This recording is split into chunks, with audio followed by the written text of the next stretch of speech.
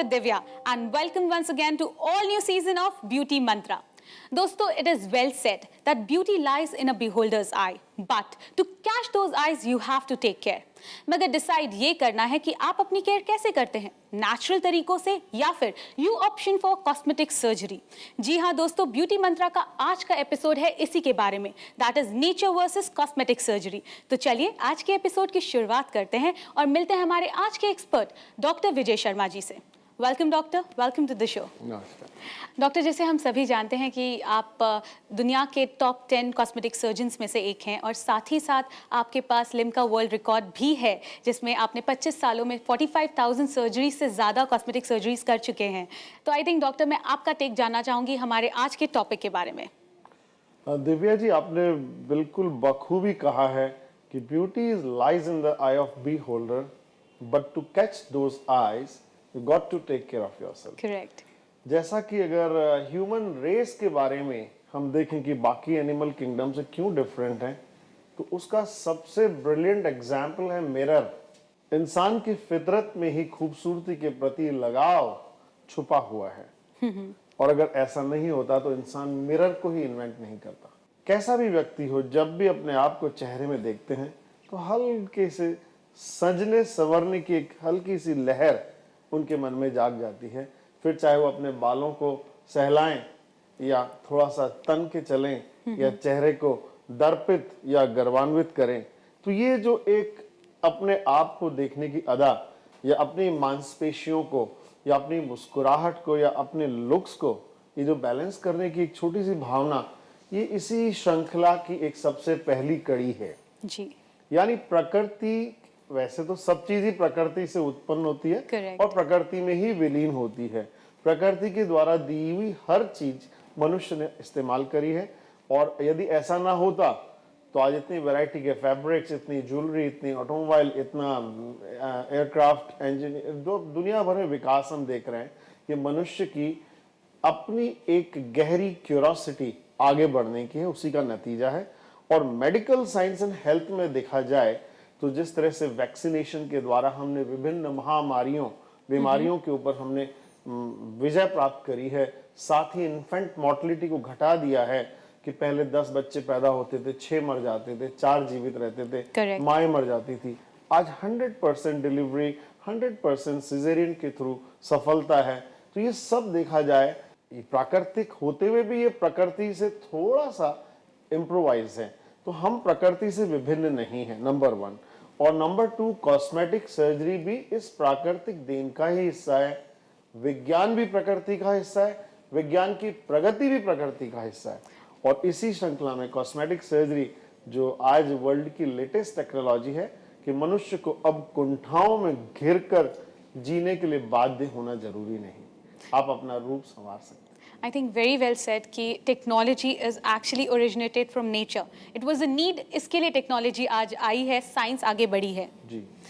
मगर मेरा सवाल वहीं का वहीं है, when we talk about beauty और टेकिंग केयर ऑफ ब्यूटी, हमें ये डिसाइड करना होता है कि हम प्राकृतिक तरीकों को यूज़ करें या फिर नई टेक्नोलॉजी जो हमारे पास आई है जिसमें कहीं ना कहीं केमिकल्स का यूज़ है या कहीं ना कहीं इन्वेजिव तरीकों का यूज़ हो रहा है, उसको ऑप्शन करें। देखिए, मनुष्य बहुत चतुर है। अगर देखा जाए तो प्रकृति में जब जब मौसम में बदलाव आया जी, तो उसने अपनी त्वचा की रक्षा के लिए मॉइस्चराइजर, विभिन्न प्रकार की क्रीम्स और विभिन्न जो है प्रोसीजर्स खोज लिए। जिस तरह लगातार युवा बनने के लिए भोजन में कौन से तत्व, अवयवों या लवणों की आवश्यकता है, उसको भोजन में समावेश करके लगातार युवा बने रहने की पद्धति ढूंढ ली। किस तरह विटामिन और असेंशियल प्रोटीन्स के द्वारा अपनी लॉन्गेविटी या जीवन को लंबा करने की वो तकनीक ढूंढ ली। तो ये सारी चीजें प्रकृति का ही मैं हिस्सा मानूंगा। इसमें प्रकृति से लड़ाई नहीं है मनुष्य की, प्रकृति के द्वारा छुपे हुए रहस्यों को खोज कर जग को उन्होंने उजागर किया है, जाहिर किया है। और कॉस्मेटिक सर्जरी भी इसी का एक हिस्सा है। एक छोटी सी बात है कि अगर पलकें उम्र के साथ भारी होती चली जाएं और पलकों के ऊपर की चर्बी का बोझा इतना भारी हो जाए कि आपकी आई लैशेस का खुलना बंद हो और आपके विजन का फील्ड छोटा हो गया, और ऐसे में एक अपर ब्लेफरोप्लास्टी ऑपरेशन के द्वारा छोटी सी पट्टी स्किन की अगर निकाल दी जाती है और इसके द्वारा आंखों की खुलने की प्रक्रिया लगभग 30% ज्यादा बढ़ जाती है, फील्ड ऑफ विजन क्लियर हो जाता है, एस्थेटिकली आप युवा दिखने लग जाते हैं। तो इसे आप प्रकृति के साथ कहेंगे या प्रकृति के खिलाफ कहेंगे? Again it will be depending on the condition. आपने यहाँ पर कहा कि एक पेशेंट जिसको इस तरीके की तकलीफ है, उसकी आंखें जो है बोझिल हो गई हैं फैट के कारण या एज के कारण, इसलिए उसे ये सर्जरी करवाने के लिए इट्स गुड। बट यहाँ पर हम जब नेचर और सर्जरी की बात कर रहे हैं, we did a vox pop. हम एक्चुअली पब्लिक में गए, हमने उनसे पूछा कि आप नेचर में बिलीव करते हैं या फिर कॉस्मेटिक सर्जरी में बिलीव करते हैं फॉर योर ब्यूटी, और कुछ अचंभित करने वाले आंसर्स थे। तो आइए देखते हैं उनका क्या जवाब था। Many people prefer cosmetic surgery, but according to me, I don't believe in this. अगर भगवान ने अच्छा फेस दिया है तो ठीक है, नहीं तो सर्जरी करवा सकते हैं। ऐसे तर तो देख रहे तो आजकल बहुत लोग है जो नेचुरल ब्यूटी से बेटर कि वो लोग कुछ एक्स्ट्रा करवाना चाहते हैं। You enhance your imperfect things like nose, lips, anything that is not perfect. Plastic surgery से चेहरे के रूप रंग बदले जाते हैं। कॉस्मेटिक सर्जरी से उसमें ज़्यादा ब्यूटी थोड़ा सा बढ़ जाते हैं। पहले जांच करूंगा कि कोई करवा लेगा तो उसको देख के उसके बाद में अगर इच्छा होगी तो जरूर करवाएंगे। I would really like to make as of Angelina Jolie. That would I would like to make with my lips. That's it. Plastic surgery काफ़ी हद तक प्लास्टिक सर्जरी ठीक है। प्लास्टिक सर्जरी करवाई तो कुछ प्रॉब्लम नहीं है। When I was young, I'm think about change my nose. Nose is not proper. If it is like teda a bit, so I can do it like cosmetic surgery and get more beautiful. Cosmetic surgery does help to remove the wrinkles and few other things. I think doctor we have to discuss a lot कि public ने जो भी उनका point of view है उसके बारे में भी हमें डिस्कशन करना है, मगर इस वक्त हमें लेना होगा एक छोटा सा ब्रेक। दोस्तों, आज हम बात कर रहे हैं कॉस्मेटिक सर्जरी वर्सेस नेचुरल तरीके अपने आप को ब्यूटीफुल रखने के लिए। सो कहीं मत जाइएगा, ब्रेक के बाद होगी और भी कई बातें।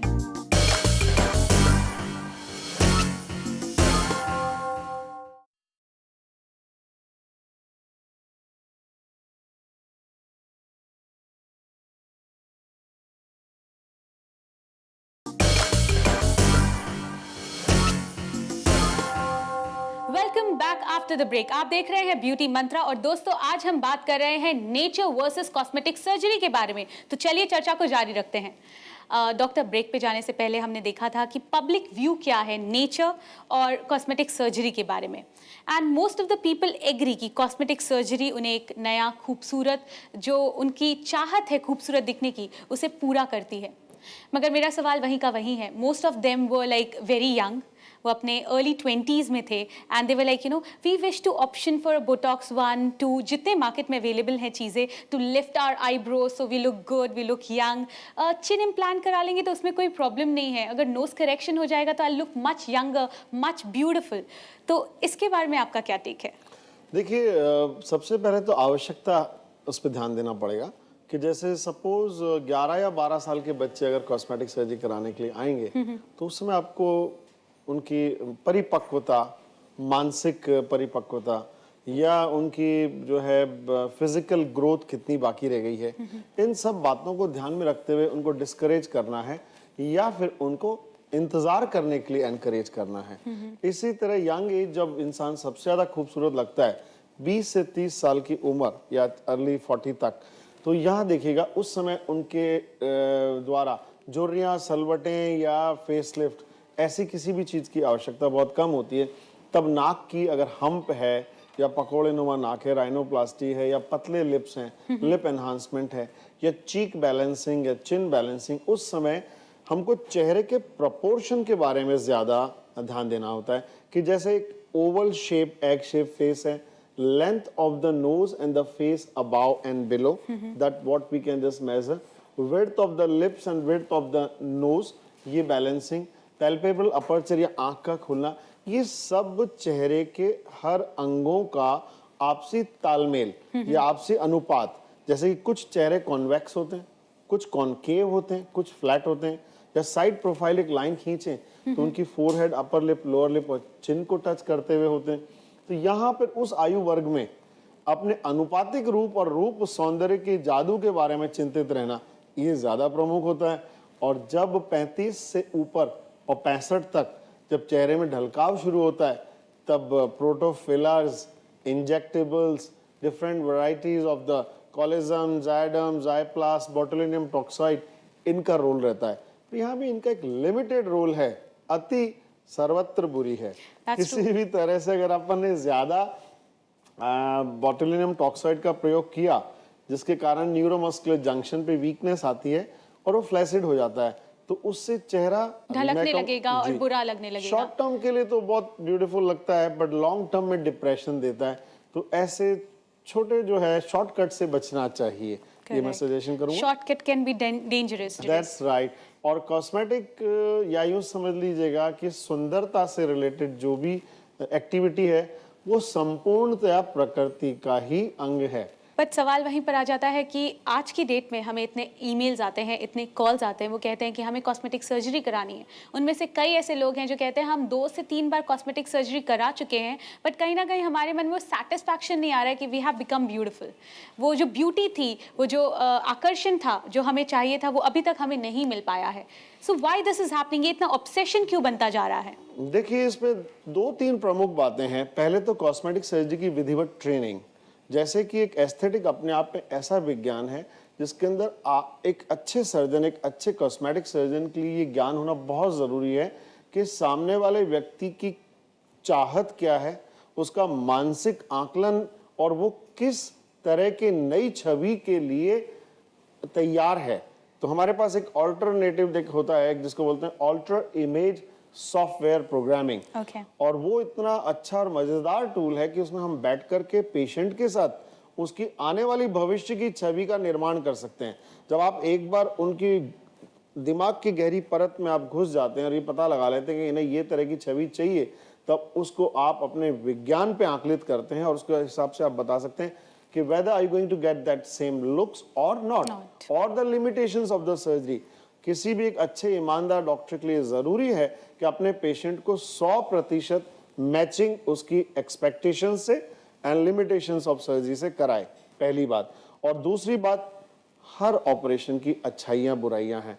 किसी भी तरह के छोटी से छोटी प्रोसीजर में भी, या यूँ समझ लीजिएगा कि एक सिर दर्द की गोली भी प्रतिक्रिया कर सकती है, एक छोटी सी एंटीबायोटिक का इंजेक्शन भी जानलेवा साबित हो सकता है। तो कॉस्मेटिक सर्जरी में भी फेलियर्स हैं।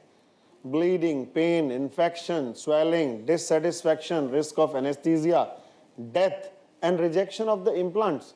तो अच्छे सर्जन की जिम्मेदारी यही है कि उनकी आवश्यकताओं के अनुसार कॉस्मेटिक सर्जरी के लिए बढ़ावा दे, कहीं ये एक ऑब्सेशन नहीं बन मैंने कहा कि एक ऑब्सेशन नहीं बनना चाहिए। कोई भी ट्रीटमेंट हो, उसका जब तक सही तरह से उपयोग हो रहा है तब तक वो सही है। अगर वो ऑब्सेशन बन जाए तो कहीं ना कहीं वो डेंजरस हो सकता है। हाँ, डेंजरस इसलिए कि यदि आप अपना सब काम धंधा छोड़ के सुबह शाम कॉस्मेटिक सर्जरी के चिंतन में लग गए, तो भाई फिर तो आप तो कॉस्मेटिक सर्जन्स की जेबें भर रहे हो और कुछ भला नहीं कर रहे। अगर आपने उसी कॉस्मेटिक सर्जरी के द्वारा अच्छे नए रूप को लेके अपने फील्ड में आप आगे बढ़े, आपका लोगों से मिलने का आत्मविश्वास बढ़ा, आज पहले आप शर्माते थे, आज आपके नीचे 50 आदमी काम कर रहे हैं, आप उन्हें फेस कर सकते हो, गाइड कर सकते हो, तब तो कॉस्मेटिक सर्जरी की वाहवाह है।